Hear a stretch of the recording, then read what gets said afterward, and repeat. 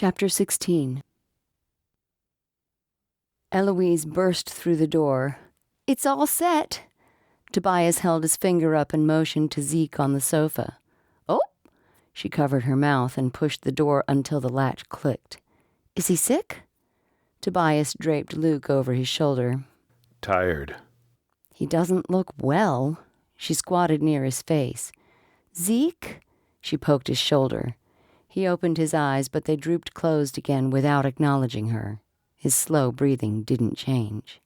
"Leave the man alone," Tobias said. "He needs to rest." "Fine." She took Luke when he reached for her, flinging his body away from Tobias, trusting that she would catch him. "How is Jessica?" He asked. "I was with Agnes. They have the back room fixed, and he can stay there tonight and start work tomorrow."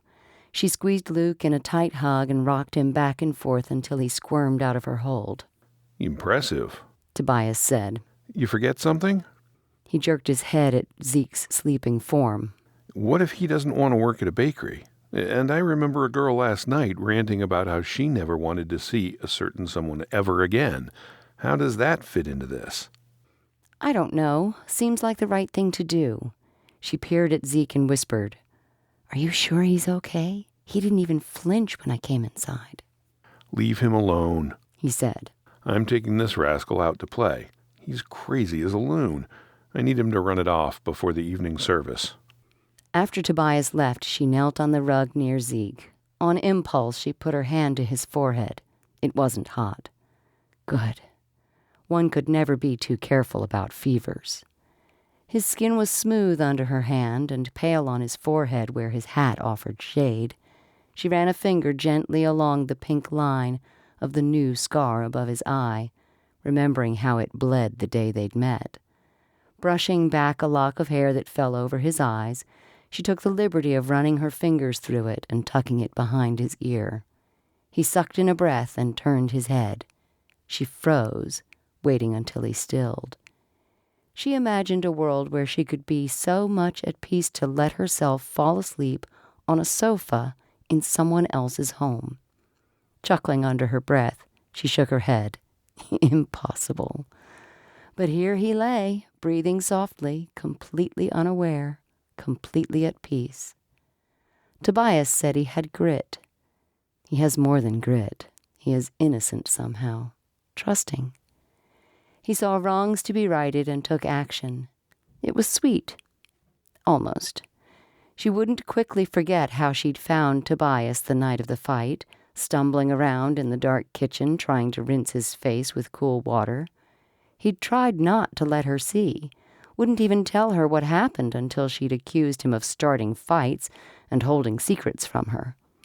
Tobias turned on her in anger then, spilled the whole story in exasperation. He said, "And don't you ever accuse me of lying to you. You know me better than that." And she did. Tobias could always be trusted. He'd proved his worth to her time and time again. Philip was the one who used to pull her strings. How she'd loved him and how it hurt when he didn't trust her. He told her daily how much she meant to him and begged her never to leave. She grew frustrated with his pleading. Of course she wasn't going to leave. He was her life. But he was oddly frantic and secretive and moody. He often woke her during the night, worried about things she couldn't help him with. Did he properly bank the fire in the forge?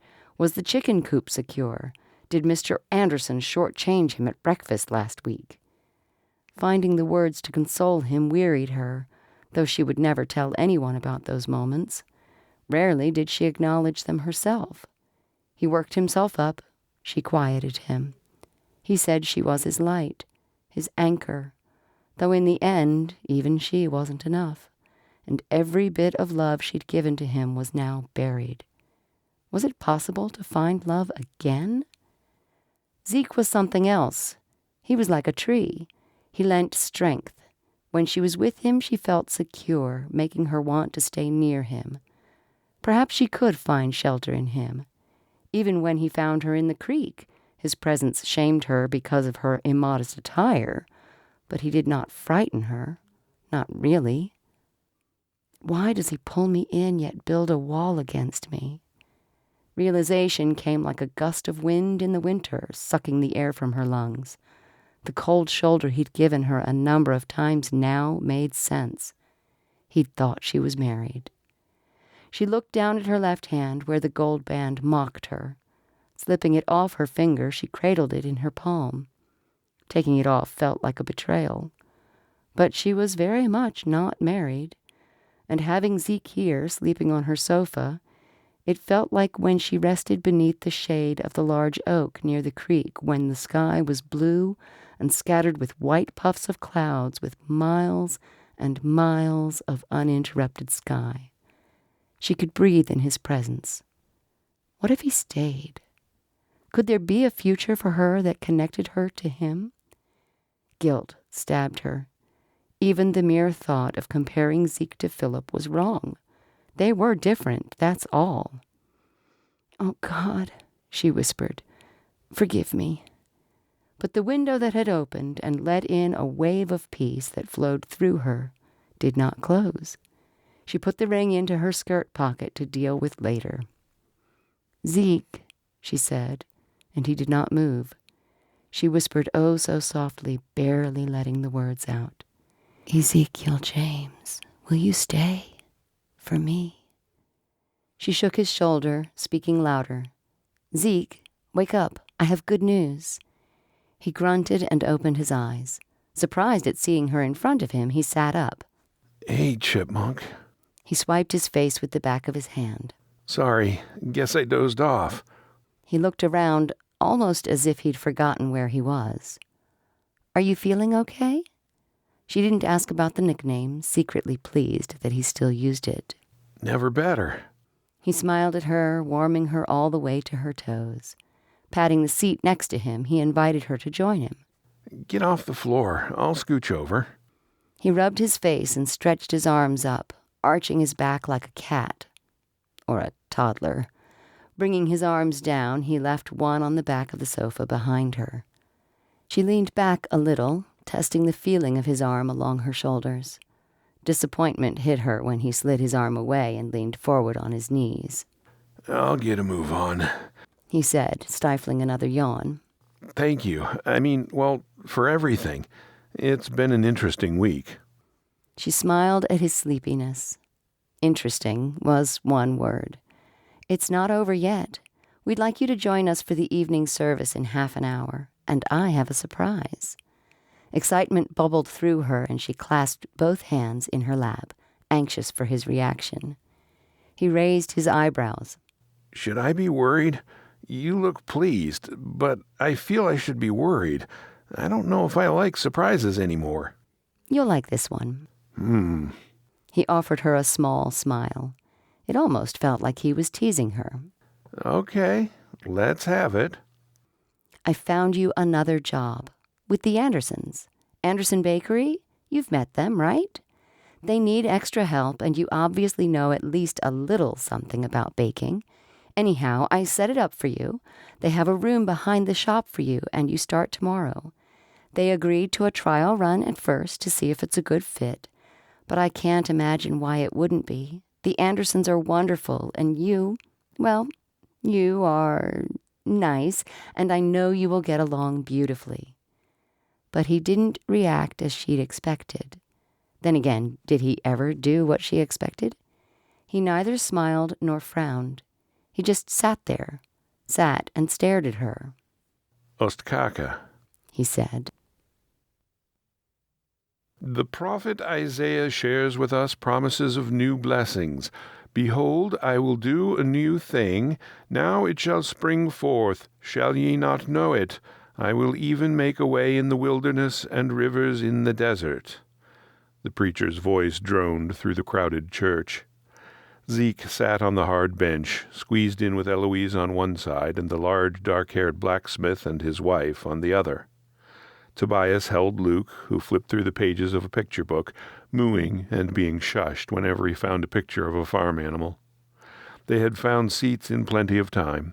Zeke felt out of place to be sitting in a family row, and he'd left plenty of space between him and Eloise. enough space that Luke had scrambled between them and tried to pull the pins from Eloise's hair. But just before the service began, the man motioned for Zeke to make room for him and his wife on the pew. There was not enough room to be made, even with Luke on Tobias's lap. So here he sat, shoulder, hip, and leg pressing intimately against Eloise, and it was too much for him to handle. He was mindful of every move he made and breath he took, as he, in turn, felt every one of hers. He leaned forward, elbows on his knees, attempting to give himself room to breathe, but that put his face only inches from the necks of the couple in front. That was no good. Slowly he sat up and wiggled back into place. Eloise appeared not to notice. She sat calmly with her hands folded in her lap and her eyes trained on the pulpit. He focused again on the message, but the gentle rhythm of Eloise's breathing stole his concentration, and his mind wandered. Therefore he missed the invitation, and suddenly the congregation stood for the benediction. The preacher said something about freedom in Christ, and then people were turning and shaking hands, filling the aisles. He heard a shout of "Yay!" from Luke. The blacksmith on Zeke's end introduced himself as Jacob Davidson. "Pleasure to see you again. Gave us quite a scare the other night. Glad to see you're still hanging around. I know it can't be for Eloise's cooking." "Pa," Eloise said. "Grab him," said Tobias as Luke pushed by Zeke and ran down the center aisle. Zeke wasn't quick enough. "I'll watch him," he said to Tobias, and excused himself from the crowded pew. He weaved his way around the people, keeping an eye on the child's blonde head until they both made their way out the front door. He caught up with him on the front steps. "Hey, you!" Luke crawled backward down the steps, giggling at being chased, and led Zeke around in silly circles on the lawn, making as if to run away, and then turning to run back to Zeke.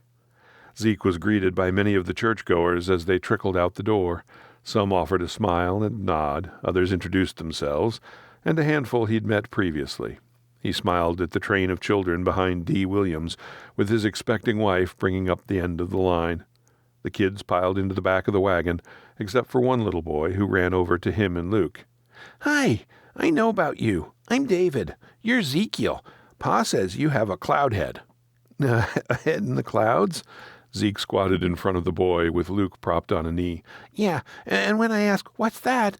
Pa says when you was working, you was not always working, and I should mind my own business and leave 'em alone. But Ma says to ye you be. Do you know Ma's going to have a new baby? Sally always want a girl baby, but I want a boy baby. Last time God gived us Fred, and he's a boy baby, Fred. Pa says Fred will be a pal, but it's taken a young time for Fred to grow up. Now he's always taking my stuff, and I says, 'No, Fred,' all the time, but he don't listen." "I can imagine. How old are you, anyway?" David held up 3 fingers and then ran away to his pa. Williams loaded him in the back of the wagon and returned Zeke's wave. Tobias thumped Zeke on the back and took Luke into his arms. "He keeps us hopping, doesn't he?" Leaning closer to Zeke, he pointed to his black eye. "Check this out." The swelling had receded, and his eye could open again. "All's well that ends well." Zeke grimaced. "I've got to get this kid home," Tobias said. "Would you do me a favor and wait for Elle? I'll get this guy to bed, and I can help move your bags over to the Andersons' place in a bit." "Sure thing, boss." The sky displayed its brightest variety of colors, blues streaked with oranges, pinks, purples, lavenders, and touches of yellow. The cotton puffs provided a magnificent tapestry for the light to play upon. Zeke walked side by side with Eloise. Neither of them was in a hurry to end the evening. Physically, he wanted to be near her. That had never been in question. It would be a simple thing to reach over and take her hand, but he wasn't ready to take her heart. He had plans that didn't have a place for her, and she had a history with another man, a man she still grieved. Pressing down those thoughts and tamping them hard, he envisioned a sunset just like this one over the Pacific Ocean. "What's that sigh for?" she asked. "Oceans," he said. "I've seen a lot of things, but not an ocean. You think it could be any more impressive than your prairie?" He waited for her response. When it didn't come, he kept talking. "Interesting to think how the grass ripples like waves, but I read somewhere that these prairies are a sort of desert. Hard to imagine this place as a desert." "It feels like a desert sometimes," she said, chiming in with a somber voice. Eloise gazed at the painted sky with her hands clasped behind her back as they strolled through the square. If only she could see herself. Nothing about her made him think of a desert, but rather a vibrant life yet to be lived. How about dry bones coming to life? Her steps faltered when she looked at him, eyes wide. Pardon? He stopped in front of a park bench in the square and motioned to it. Want to sit? No. Zeke took a seat anyway and rested both arms along the back of the bench. You never heard about the dry bones? Zeke, she said slowly, appearing to be confused. It's from the book of Ezekiel. There's some loony stuff in there, but God showed him a vision of all these bones, not just any bones, but dried-out bones, piles of them, and they came together to form a skeleton that grew sinews, muscle, skin, hair, fingernails. He sat up straight, excited to share his favorite story. The bones turned into a full flesh-and-blood army with breath in their lungs. Eloise tisked her tongue at him. But they didn't, not really. He saw a vision. It's not the same.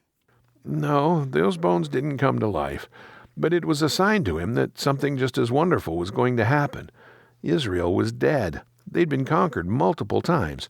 Babylon, Syria, and I don't even know, but the point is there's no nation left, like those piles of bones. And God was still there, showing them how he was going to bring them back together and save them. That's the whole thing, right? God saving his people. That's Jesus. That's been the story from the beginning, bringing them back. He's been trying to bring us back since we left the garden. Just think of Lamentations. The prophet Jeremiah is in agony over the destruction. His city was destroyed, and he describes the rubble, starvation, and all sorts of terrible things. And get this, the best part. Zeke gestured with both arms. After all, and I mean all of this crying, Jeremiah says, "It is of the Lord's mercies, his love and charity, that we are not consumed." Zeke relaxed onto the bench and stretched out his legs, crossing his ankles. How wonderful is that? Every time I read it, I get fired up. How was Jeremiah able to look at all that mess and say that it was the Lord's mercy that kept them alive? All they could see was a pile of dry bones. Eloise stood silently before him with her arms crossed against the evening chill. Zeke continued, I don't know, Chipmunk. When this life seems to be more than we can take, somehow we still wake up again the next morning. She scoffed at him and kicked at the ground. But what about those who don't? What do you mean? He made room for her on the bench, and she sat, staring across the lawn. What about those who don't wake up the next morning? You mean dying in your sleep? He was confused. He placed a hand on her back. Any less contact would have seemed uncharitable. Something like that, she said. Not everything makes sense, he said quietly. But believe me when I tell you, I know he is continually working for our good. His hand moved up her back, and she sighed, leaning into him. It doesn't feel that way. She turned to him. I've never met anyone like you. What, chatty? Dashing? Sophisticated? She elbowed him. No, getting so passionate about the Bible. You make it sound a lot more interesting than it is. Taking a deep breath, she stood up. Come on, it's getting dark. He roused himself, looking wistfully at the sky, and offered his arm this time, pleased when she took it. She clung to him, surprisingly, pulling in close. Tobias's wife, Katie, and my Philip. My parents, your family, all taken from us. How do you keep from being discouraged? Death is always hovering. He squeezed her hand. Chip, did you feel afraid when you were little and your parents were with you? She shook her head. The way I figure it, we are his children. You ever think of that? The maker of the sunset each night loves us as his kids. I think he'd rather dump a heap of blessings on us, but sin is here too, and working its consequences throughout everything. He knows we hurt, but he also knows how many hairs are on your head and how the sunlight shines through your eyes when you smile. Eloise didn't speak for a long time. He was afraid he'd said too much, went preacher on her, and killed the moment. They'd paused in front of her house, but the sunset blazed across the sky with such a display of colors that neither of them looked away. Hesitantly, she let her hand drop from his arm. No one has ever talked to me so candidly about God like that before, like he was your friend. If only he could wrap her in his arms and heal the brokenness of her heart, show her the exciting truth of the gospel, how he understood it. But he settled for draping a hand across her shoulders and watched the last colors fade in the sky. Sneaking a look at her, he noticed a silent tear dripping down her cheek. On impulse, he wiped it with his thumb. She leaned into him. Thank you for your stories. We'll march you up to the pulpit next week. Maybe you can keep more of us awake on Sunday. But you've made me cry 5 times this week. I'm beginning to think I'm allergic to you. Zeke laughed, but it didn't last long.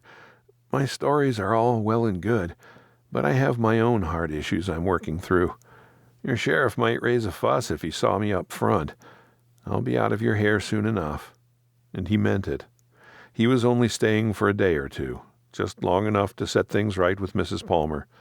Maybe he could stay a few weeks at best and earn enough for the train ticket to take him the rest of the way in one shot. He resolved to stay out of Eloise's path until he left. He didn't want her as a friend. He wanted all of her. Saying goodbye to a friend was hard enough. Messing with someone's heart was cruel. Except there was nobody else he would rather be standing with and watching the sunset. He shouldn't be with her when he had other plans. He stiffened when she rested her head against him. Removing his arm from her shoulders, he edged away and cleared his throat. I'd best be getting my things.